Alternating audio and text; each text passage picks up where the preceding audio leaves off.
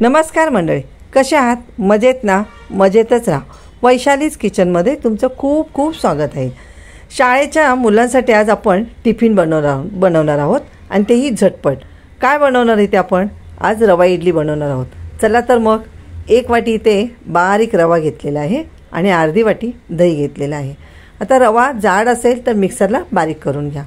त्याच्यामध्येच चवीनुसार मीठ आणि अर्धा चमचा तेल टाकून हे मिश्रण सर्व एकजीव करून घ्यायचं. आता याच्यामध्ये थोडं थोडं पाणी टाकून बॅटर पूर्ण बनवून घ्यायचं.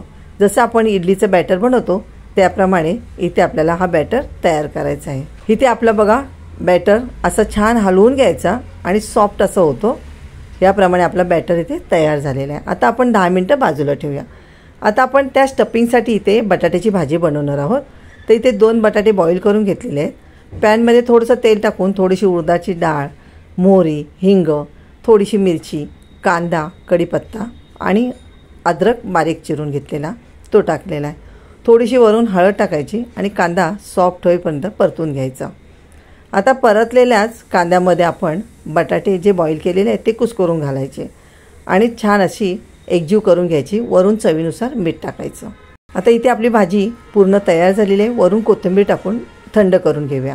आता थंड केलेल्या भाजीचे छानसे असे छोटे छोटे पॅटीस बनवून घ्यायचे. याप्रमाणे आपण पॅटीस बनवून घेऊया. इथे आपले पॅटीस तयार झालेले आहेत. आता आपलं बॅटर पण पूर्ण तयार झालेलं आहे.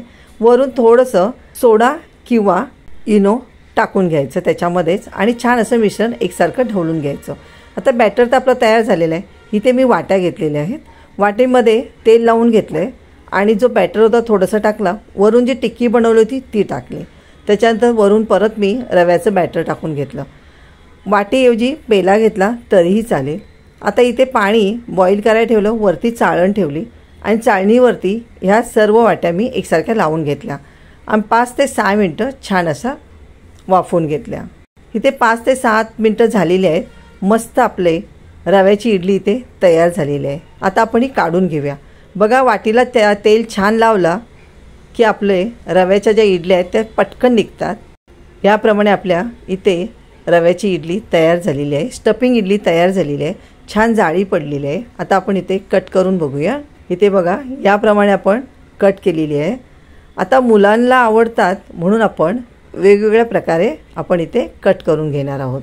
कारण वेगवेगळ्या शेपमध्ये असतील तर मुलं अजून आवडीने खातात. तर इथे मी चौकोनी पण शेप दिलेला आहे. चौकोनी असं कट करून घेतलेले आहेत. आता हे टिफिनमध्ये मुलांच्या भरून घ्यायचं. वरून कोथिंबीरने गार्निशिंग करायचं. आता इथे आपली स्टफिंग इडली तयार झालेली आहे. व्हिडिओ आवडला तर लाईक करा, शेअर करा आणि कमेंट करा. थँक्यू.